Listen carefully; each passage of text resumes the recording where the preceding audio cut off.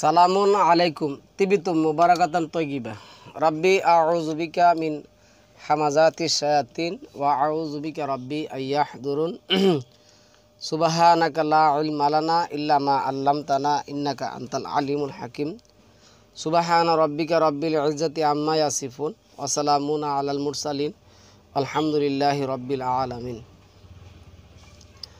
সম্মানিত মুসলিম ভাই বোনেরা, আমন্ত্রণ জানাচ্ছি আজকের একটি টপিক আল কোরআন ভিত্তিক দেখার জন্য। যদিও টপিকটা আল কোরআন ভিত্তিক করব, তারপরে আমরা নারী সংস্কার নিয়ে একটু কথা বলবো। প্রচলিত হাদিসে ভয়ঙ্কর নবী মুহাম্মদের হাদিস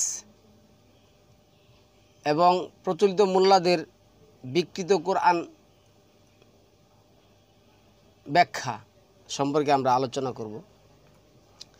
আমাদের সমাজে প্রচলিত মোল্লা সমাজ বলে বেড়াচ্ছেন যে নারীরা তালাক দিতে পারবে না, শুধু পুরুষরাই তালাক দিতে পারবে, আল্লাহ নারীদেরকে তালাক দেওয়ার অধিকার দেন নাই। আমরা যদি 4 নম্বর সূরা নিসার 128 নম্বর আয়াতের মধ্যে লিখছে, কোনো নারী যদি তার স্বামীর পক্ষ থেকে অসৎ আচরণ অথবা উপেক্ষার আশঙ্কা করে তাহলে তারা উভয়ই আপোষ মীমাংসা করে নিতে তাতে তাদের উভয়ের কোনো অপরাধ নেই। একজন স্বামী মদখোর, মাতাল এবং কোরআন বিরোধী, আল্লাহ এবং আল্লাহর রাসূল বিরোধী, কিন্তু আমি আপনাকে বলি এই মেয়েটা যখন বিয়ে করছে তখন ধরেন মুমিন ছিল, ভালো ছিল। বিয়ের 2 বছর, 3 বছর, 4 বছর, 5 বছর পরে কি করছে, সে মদখোর, মাতাল, বিভিন্ন ধরনের কিচ্ছা কাহিনী শুরু করছে।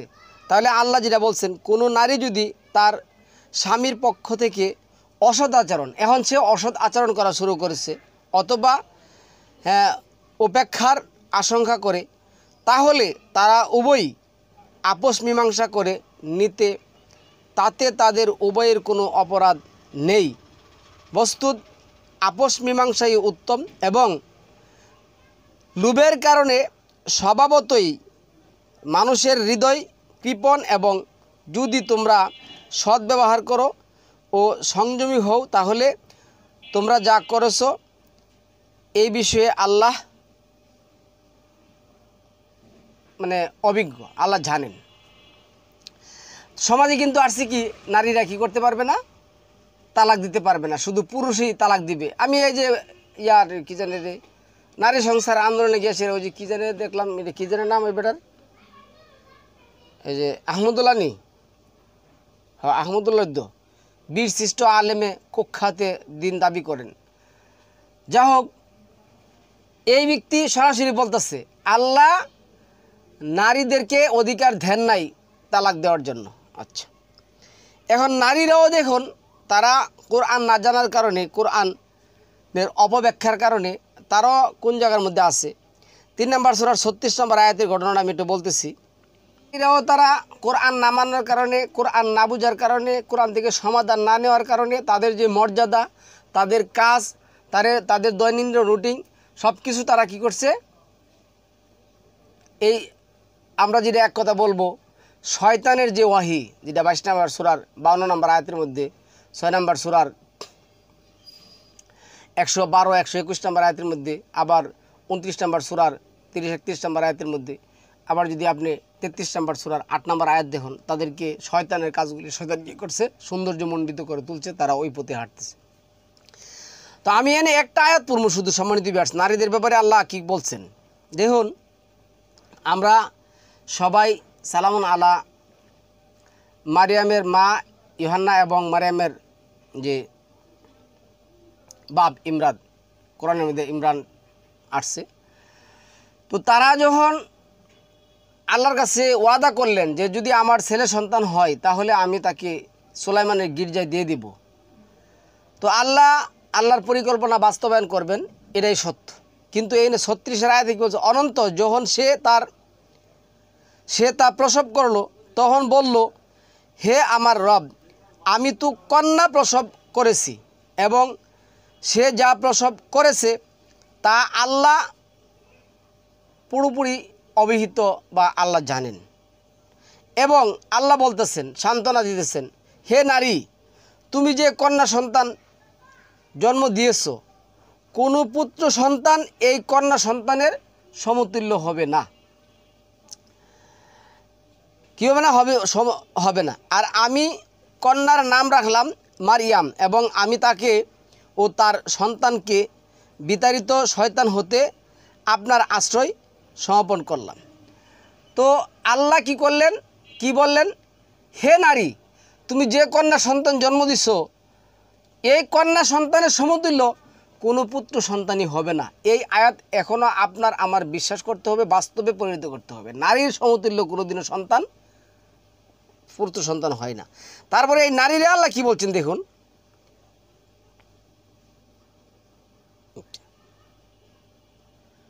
এই 42 নম্বর আয়াতের মধ্যে, এবং যখন মালাক বলেছিল, ওহে মারিয়াম, নিশ্চয়ই আল্লাহ তোমাকে মনোনীত করেছেন এবং তোমাকে পবিত্র করেছেন এবং বিশ্বজগতের নারীগণের উপর তোমাকে মনোনীত করেছেন।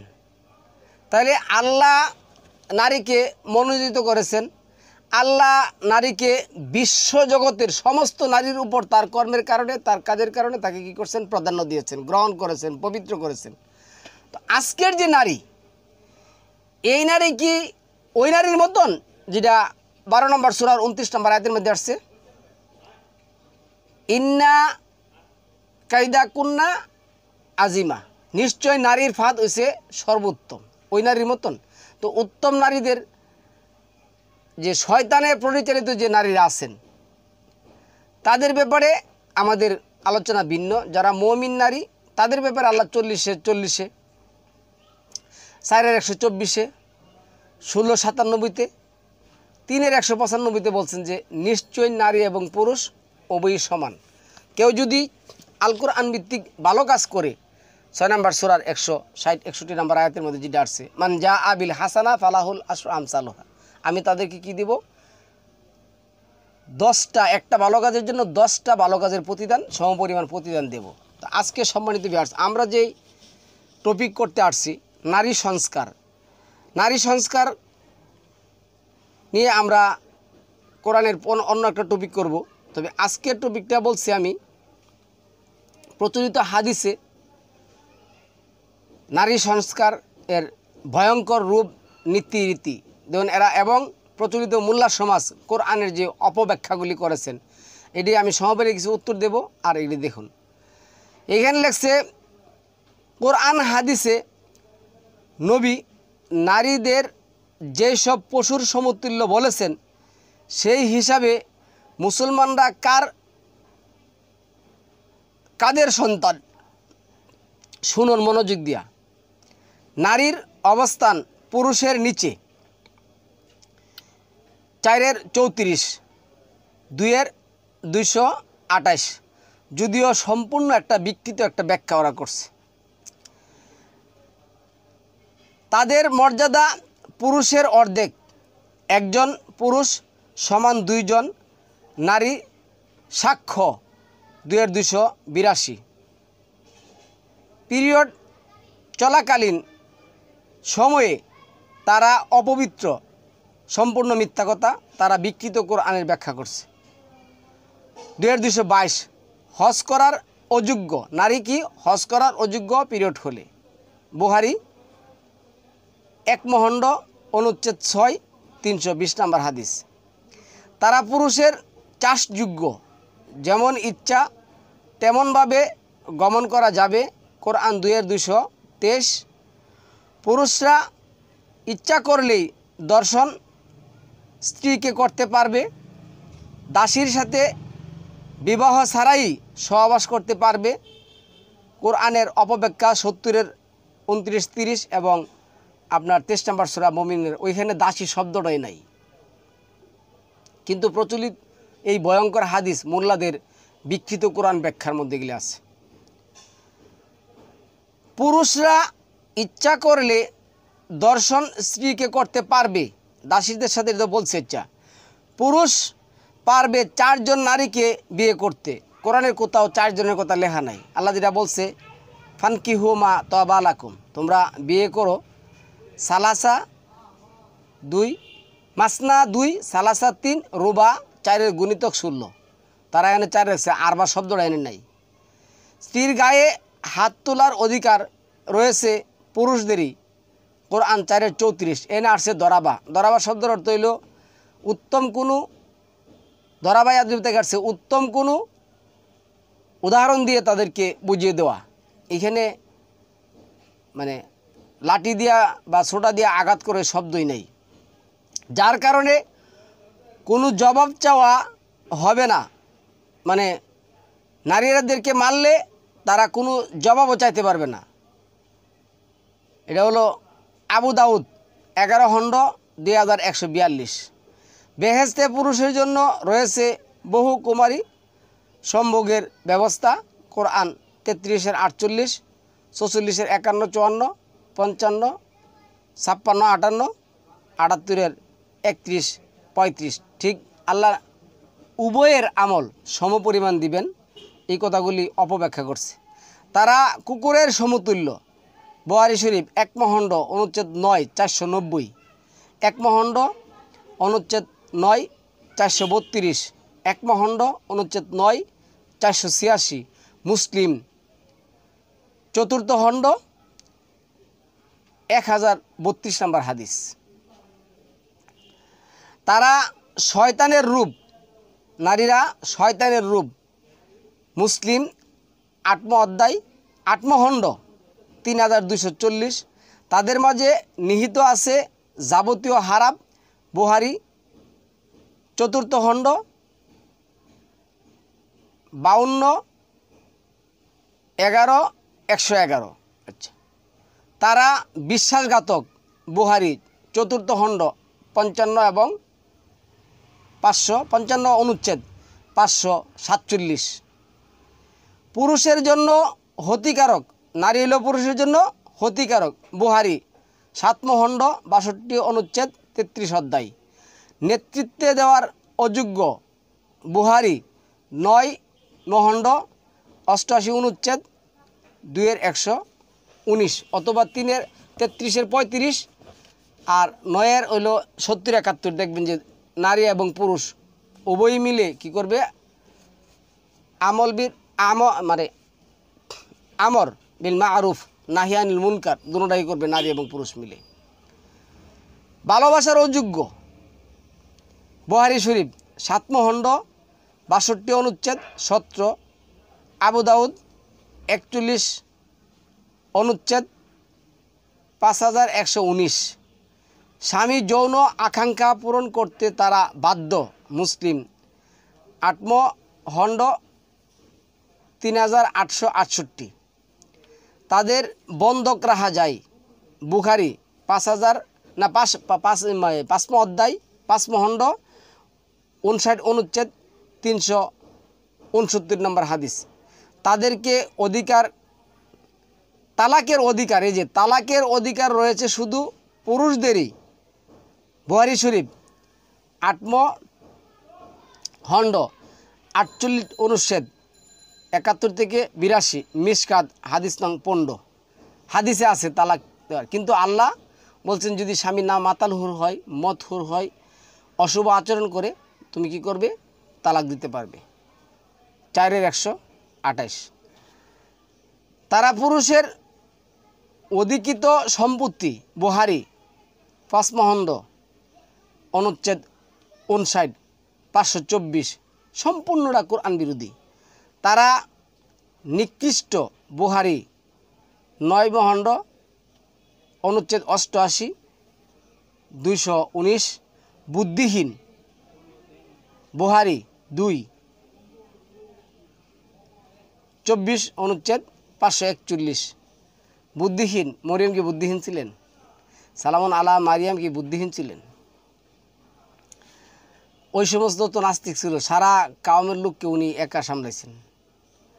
সালামুন আলা মুসার বোন ফেরাউনের সংসদে ইয়াসিরা বক্তব্য দিচ্ছেন, বুদ্ধিহীন ছিলেন।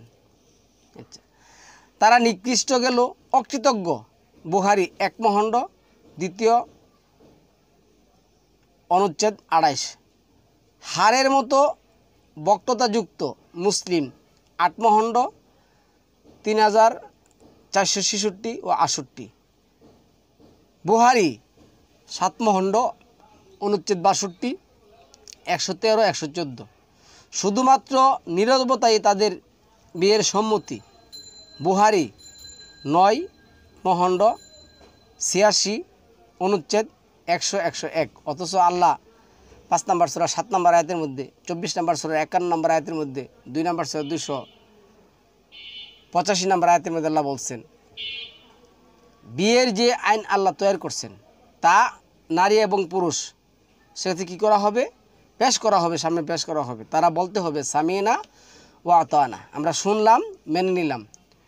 আর শুধুমাত্র নীরবতাই তাদের বিয়ের সম্মতি লিখে দিছে। এখন একজন মেয়েকে যদি ব্ল্যাকমেল করা হয় এবং ওইখানে গিয়ে যদি বলে তুই কবুল বলার সময় নীরব থাকবি, আর আমি কি করব? বলবো যে ঠিক আছে। আচ্ছা, সর্বদা আবদ্ধ রাখতে হবে পর্দায়, পর্দার বাইরে যাওয়া যাবে না। 5-59 মানে বুহারি শরীফ 5 নম্বর খণ্ড 59 অনুচ্ছেদ 462, তারপরে 660, 6 অধ্যায় 6 মহণ্ড 60 অনুচ্ছেদ 282। মৃত্যুর পর তাদের অধিকাংশের জন্য রয়েছে দুজুহের আগুন। মুসলিম শরীফ 36 অনুচ্ছেদ 6596, 6597। বুহারি সাতমহণ্ড 62 অনুচ্ছেদ 124, একমহণ্ড 2 অনুচ্ছেদ 29, দ্বিতীয় খণ্ড 18 অনুচ্ছেদ 1161। আমাদের মহান, যাই হোক এগুলি বলার দরকার নেই। এই হলো প্রচলিত হাদিসে নারীর সংস্কার, নারী সংস্কার। এই ভয়ঙ্কর প্রচলিত হাদিসগুলি আমাদের সমাজে আছে, যা প্রচলিত মোল্লা সমাজ মেনে চলছে। আল্লাহ আমাদেরকে প্রকৃত কোরআনের শিক্ষা দান করুন। সালামুন আলাইকুম, তিবিতুম মুবারাকাতান তৈয়িবা।